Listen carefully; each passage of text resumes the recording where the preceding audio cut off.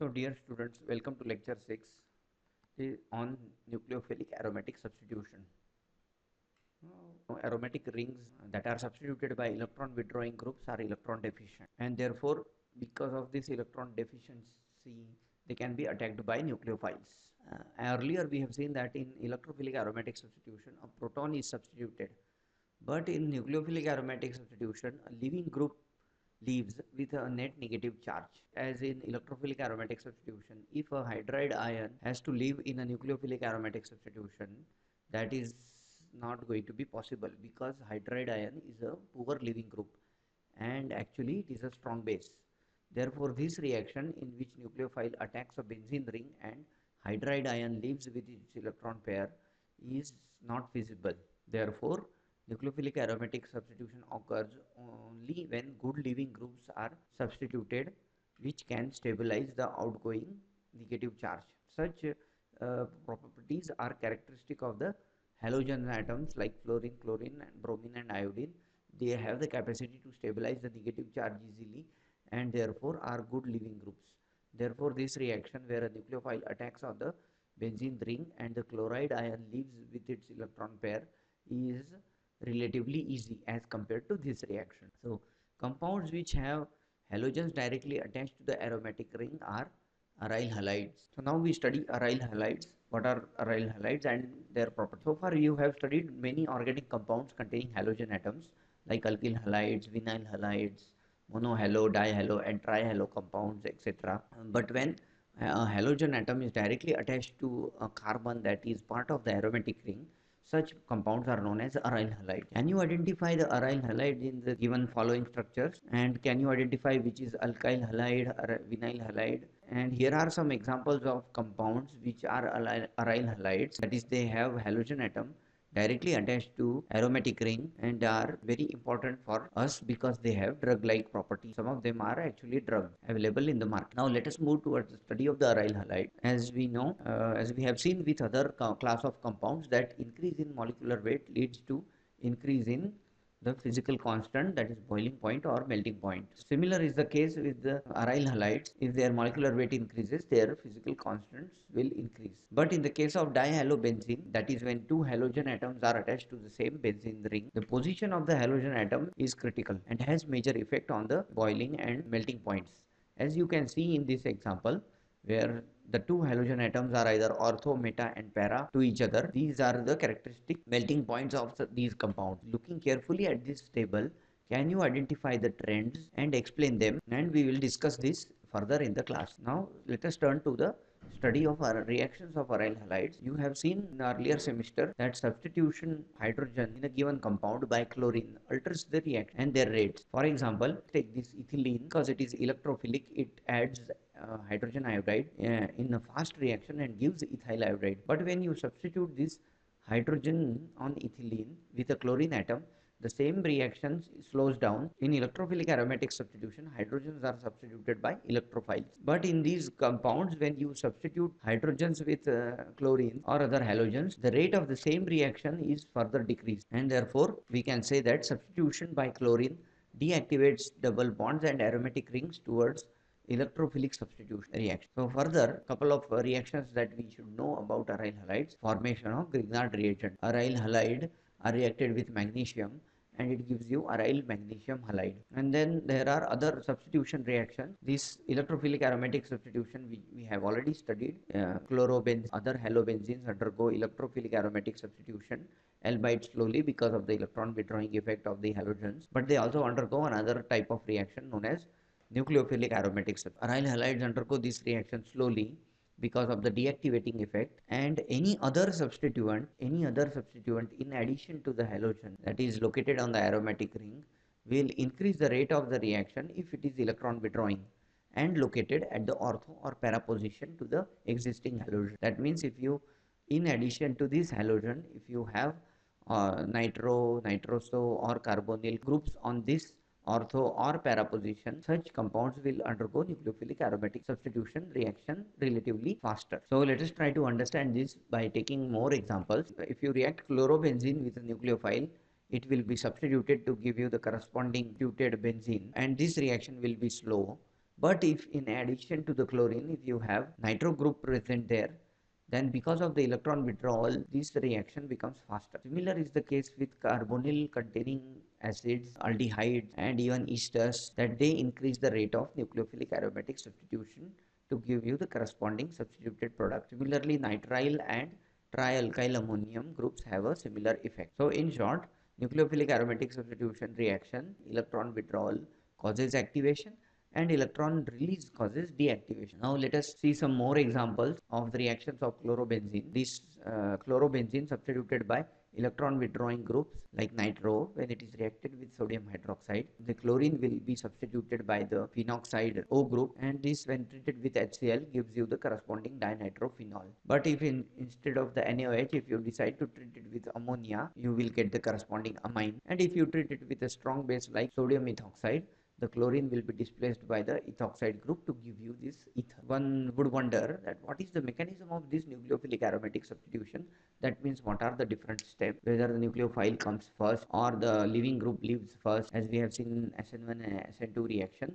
We want to understand what is the mechanism of this nucleophilic aromatic substitution. Now, nucleophilic aromatic substitution is known to proceed by either of the two mechanisms. One is biomolecular displacement and another is known as elimination addition. Now, first we consider biomolecular displacement mechanism, which is favored when electron withdrawing groups are present in the molecule. So this is known as biomolecular displacement mechanism for nucleophilic aromatic substitution. In step 1, a nucleophile will attack the aromatic ring at the carbon containing a halogen. This nucleophile, incoming nucleophile, may or may not be charged. For charged nucleophiles, hydroxide is an example and ammonia serves as an example of a neutral species. And this initial addition of a nucleophile to the chlorobenzene is a slow step and it leads to formation of a negatively charged intermediate. This negatively charged intermediate is spread across the ring. Step 1, that is the addition of the nucleophile on the aromatic ring, is a slow step and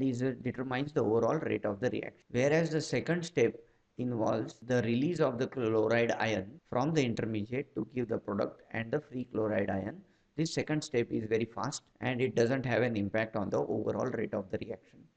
That means the overall rate of the reaction is determined by the attack of the nucleophile, the aromatic ring. Let us try to understand the potential energy surface or potential energy diagram of the nucleophilic aromatics. As you can see here, the reactants, that is chlorobenzene and the nucleophile, their energy is low when they are separated by a large distance. Once the nucleophile starts to attack the aromatic ring, the energy of the system rises to a large extent, and when it is at the maximum, that is known as the transition state, and then the energy after the transition state is reached, the energy of the system goes down and it leads to the formation of the intermediate where the negative charge is dispersed in the ring, and this charge is seen to be dispersed at either the ortho or the para position in the ring because of the resonating structures. And therefore any factor that stabilizes the negative charge on the intermediate also stabilizes the negative charge in the transition state and therefore increases the rate of the reaction. Now let us try to use this information about the mechanism for predicting or understanding the orientation in nucleophilic aromatic substitution of substituted halobenzene. Now we have seen that the nucleophilic aromatic substitutions are favored when electron withdrawing groups are located either at the ortho or para position. Why this should be so? This can be understood by analyzing the structures, resonance structures of the intermediates that result from the para attack. Para means the nitro substituent is para to the incoming nucleophile. In this you can find that there are three structures are possible for the intermediate. Resonating structures are possible, and in this the middle one shows the negative charge is located on the carbon atom that is directly attached to the nitro group, and the nitro group is directly able to withdraw the electron from this carbon, thus stabilizing the intermediate to a large extent. And similar stabilization is possible in the ortho attack. That means when the incoming nucleophile is ortho to the existing substituent and the negative charge can be stabilized by the electron withdrawing nitro group and therefore leading to a highly stable intermediate in the case of ortho attack also. But when you intermediates that are possible for the ortho attack, the negative charge is located on the ortho and para positions, but that charge is not directly stabilized by the nitro group because no carbon atom has the nitro group directly attached to the ring and has a negative charge. Therefore, only the intermediates formed from ortho and para attack are highly stabilized, and this stabilization is because of the inductive electron withdrawal from the nitro group. But resonance can also lead to stabilization of the intermediate, as we can see here. In the case of intermediates formed from the presence of nitrile or carbonyl group or nitroso group at the para position to the incoming nucleophile, we see that the intermediate has a structure such that the negative charge is no longer within the ring, but it is delocalized to the electron withdrawing group. Therefore, this leads to highly stabilized intermediates in these corresponding reactions, and therefore increases the rate of nucleophilic aromatic substitution. Now, one would ask that what is the evidence for this biomolecular mechanism? Now, we have seen that this biomolecular mechanism involves the first step of attack of the nucleophile on the carbon containing the chlorine atom. This leads to formation of the intermediate with a negative charge. This intermediate in the first step loses the chloride ion to give you the product. If this mechanism was not true, and if the second step was slow, that means if the carbon halogen bonds would have broken in a slow step, then we should have seen a halogen isotope effect. But the fact is that we don't see any halogen isotope effect, and therefore that supports that this second step is fast. And this can also be further understood by considering the weights of the isotopes. Chlorine 37 by chlorine 35 has a ratio of 1.06. Therefore, even if the chlorine was breaking in a slow step, we won't see any appreciable halogen isotope effect. You can compare this with the hydrogen isotope effect that is seen in other reactions. Because of the difference between the weight of the hydrogen and deuterium, this ratio is 1.99, which is significantly larger than the 1.06 for halogens. So therefore, any difference in the rate of the reaction due to the halogen isotope effect will be very small, too small to be measured. And also another evidence is that we don't see any element effect. That means it does not matter whether there is chlorine, fluorine, bromine or iodine substituted here. Rates of those reaction will depend on step 1, not on step 2, and any carbon halogen bond will break almost equally faster. Thus, there is no element effect observed. So, these are the two evidences for nucleophilic aromatic substitution. First is that no halogen isotope effect is seen, and another is that no element effect is observed during a nucleophilic aromatic substitution. Thus, this can be summarized by saying that the rate whose reaction we are measuring does not involve the breakage of the carbon halogen bond. So, the step which determines the rate of the overall reaction is the step 1, and therefore we don't see this step 2 as a part of the rate determining step. Now that we have studied the substitution reaction for different type of alkyl halides and aryl halides, we can now compare them. And so far we have seen three types of nucleophilic substitution reaction. The first one that we saw in the last semester was the substitution nucleophilic unimolecular, in which first the leaving group leaves to give you a carbocation. This carbocation is positively charged. That means in the aliphatic SN1 substitution reaction, positively charged intermediates are formed. But in the SN2 reaction, bond formation and bond breaking takes place simultaneously, and thus there is very little or no charge developed during the transition state. And therefore electronic factors are not important in the SN2 reaction. Instead, steric factors are important in the SN2 reaction. But in the SN1 reaction, electronic factors play an important role. This, when compared to the nucleophilic aromatic substitution, you will find that a negatively charged intermediate is formed in the nucleophilic aromatic substitution, and therefore electronic factors are important here as well. So in summary, SN1 reactions are favored by electron releasing groups. For SN2 reactions, they don't depend on electronic factors, but they depend on steric factors, whereas nucleophilic aromatic substitutions are favored by electron withdrawing groups. Now we study another type of mechanism for the nucleophilic aromatic substitution. This mechanism, also known as elimination addition mechanism, takes place only when electron withdrawing groups are not present on the ring. When strong electron withdrawing groups are present on the aromatic ring, nucleophilic aromatic substitution takes place by the biomolecular displacement mechanism. But when such strong electron withdrawing groups are absent, the nucleophilic aromatic substitution does take place, but it takes place by a very different mechanism known as benzene also known as elimination addition mechanism. This is the example for that reaction. X may be a halogen or may not be a halogen.